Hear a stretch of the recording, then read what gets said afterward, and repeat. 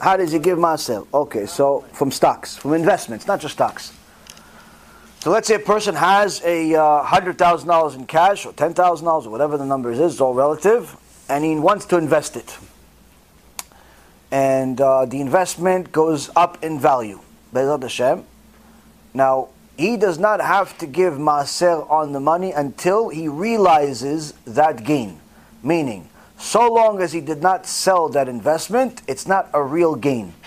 It's an unrealized gain, and therefore he does not have to give Maaser on it, and he should not give Maaser on it, because he doesn't really have the profit yet. Even if the $10,000 went to $1 million. He bought a stock at $1 and it went to whatever it went to, and he made $1 million. Now, until he sells that stock, it's not really $1 million. It's paper gains. It only becomes realized gains once he exits the position. The minute he exits the position, he has to calculate his gain, and he has to take Maaser from that gain, whatever the gain is. Let's say he went 10,000, turned into 100,000, so he has $90,000 in gain. He has to take 10% at least of the $90,000, $9,000, and give that as Maaser. After that, he reinvests the money into something else. This becomes a lot more complicated for people that day trade. And the reason why is because they do so many transactions, the vast majority of them lose or break even. Some of them gain, but so little that they end up losing. So it becomes much more problematic to gain Maaser. For something like that, usually you're not going to be able to do a Maaser like I just explained, because you're holding on to position for could be seconds or minutes. So usually people that have Yirat Shamayim, they are going to give Maaser based on the gains on a quarterly basis, on a monthly basis, on a yearly basis, depending. Generally speaking, the word of advice is to try to give Maaser as often as you gain it. Meaning, as soon as you got a gain, try to get the Maaser. And why is that? Because until you give the Maaser, you don't have a benefit from it. You don't have a mitzvah in your hand. Now, why would you want a mitzvah? A couple came to Rabbi Yehuda, alav shalom, and they told him, Kvod Harav, we have a boy that's supposed to do a Brit Milah, but the father is very, very sick, and he's not going to be able to attend the Brit Milah. So we thought maybe we should delay the Brit Milah until Be'ezrat Hashem, maybe the father's going to get better in a few days, and we can do the Brit Milah. What does the Rav think?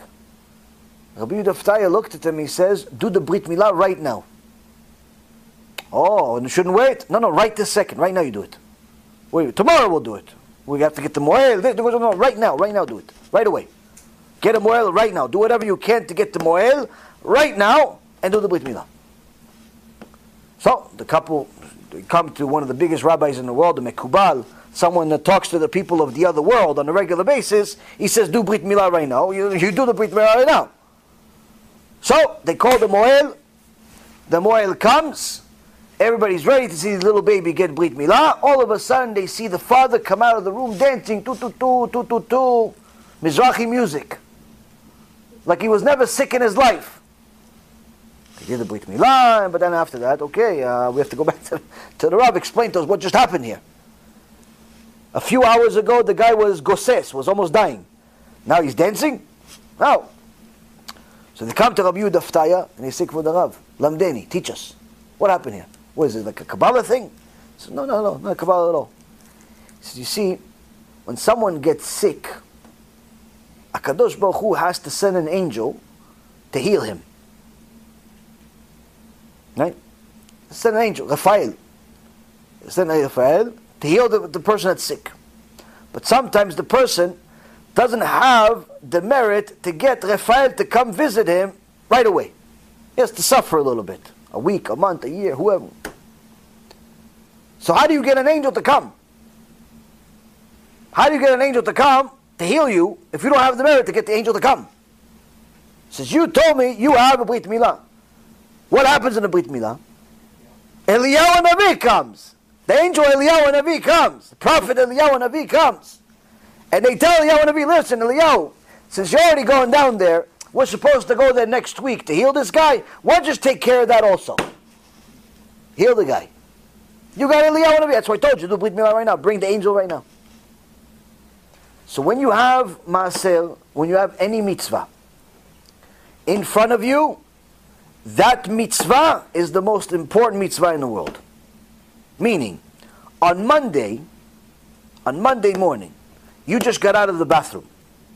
What's more important? Keeping Shabbat or saying Asher Yatzar? Saying Asher Yatzar. Why? Now if you violate Shabbat, it's karet. If you don't say Asher Yatzar, it's not karet. So how come Asher Yatzar is more important?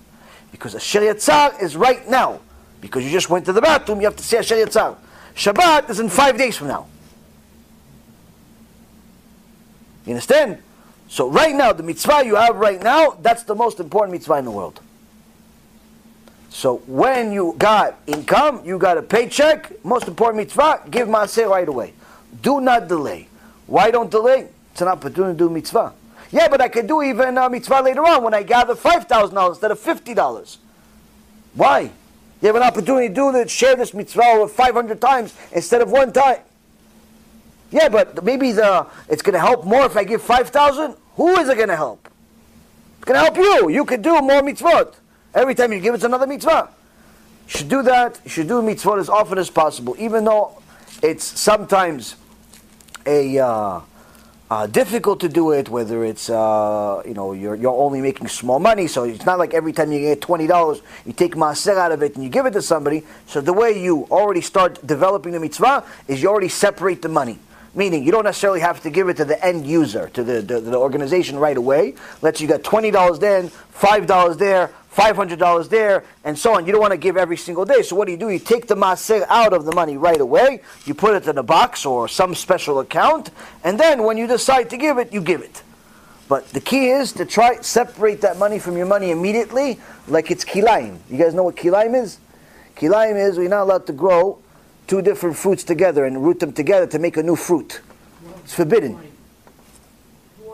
Two items, right. So you're not allowed to do two different things. It's forbidden. So when you have to look at your money as if the maaser money and your money are kilaim. They're forbidden to be next to each other. Separate the money. Why? Because that once you get yourself used to separating the money right away, you already start thinking, it's not my money. It's not my money. This is money. Hashem gave me 100%. I got to take his share. 10% over here, 90% over here. Finished. And then whatever you decide to give it to whoever you want to give it to at that point. But you have to be very, very strict when it comes to it, and you have to try to do it as often as you can, simply because, like I said, it's a mitzvah. And you got to try to do as many mitzvot as possible. So as far as investments, the long and short of it is when the gains are realized. Gains are realized, especially when it comes to real estate, stocks, things like that could change value, aggressively in a short period of time. One day the stock is 10. So you have to take that into account and don't give maaser ahead of time, simply because again it could be a major change in a very short period of time. Do it only after you realize the gain. Oh, and last thing I can tell you, this I know from the business world, is for tax purposes, this has nothing to do with mitzvot, this is just a financial benefit. Some of my clients in the past, when I was in the business of investing people's money, when they would give maaser to their whatever they wanted to do, they would actually give it in stock form instead of in money form. Meaning, let's say they had 10,000 shares of XYZ company that appreciated in value. Instead of selling the stock and then giving maaser from that, they would just give 1,000 shares to the entity. Why? Because when you sell the stock, you have to realize gains, you have to pay taxes on it. So whereas if you donate the actual shares to the company, then what ends up happening is that the company is they have to deal with the taxes, and if they're a non-profit, they don't have to pay taxes on it. So you have a tax gain from that. Now, don't do that if it's like $100. Like, don't bother the rabbi or the whoever you want to give it to for some $100 or $500 to open some brokerage account. If it's a substantial amount of money, it's tens of thousands of dollars, and it's significant, then it's worth it for them to have a brokerage account. Yeah, but if it's like $50, something like that, don't do that to them. Just give them the money, and you deal with the taxes. But if it's a substantial amount, they may even want to keep it. Who knows? But either way, that's a way that people take advantage of the U.S. tax code. U.S. tax code by giving away stock or actual an asset rather than giving the money itself. Yes. I'm sorry, I'm taking up time.